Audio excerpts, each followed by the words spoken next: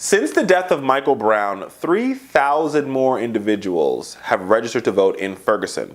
Ferguson voter registration jumped 30% since August 9th. Today, unarmed teenager Michael Brown was fatally shot by Officer Darren Williams, Wilson, or whatever his name is, the officer that shot him, who has not, let me be very, very clear, has not been indicted. As protests and clashes with the police continue, people are registering to vote. Approximately 3,300 citizens in the town of 21,000 registered to vote after Brown's death, totaling a two-thirds of new voters in St. Louis County. Currently, 5 out of 6 Ferguson council members are white, but roughly 70% of the city's population is black. Ferguson's mayor is a white Republican, James Knowles. Recent voter registration is due in large part due to the community efforts to bolster civic engagement. Organizations like the NAACP, the League of Women Voters, in addition to sororities and fraternities, are actively involved in registering the citizens, registering the city's residents. Excuse me.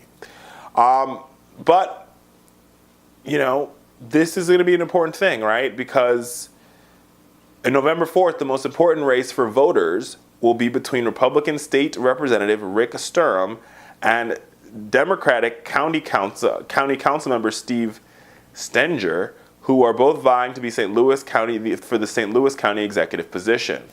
Elections next April are even more important because there'll be 3 seats up in the Ferguson City Council.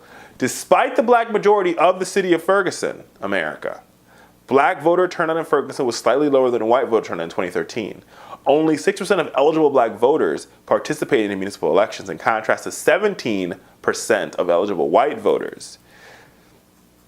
That's why we got into this situation, right? Not saying that, the police aren't to blame here, but now is the time for us we need to turn this moment of the shooting of Mike Brown into a movement for change. And that movement comes by a couple things. 1, we need to mobilize our young people, and we need to invest in our young people. 2, we need to register to vote like we've never registered to vote ever before.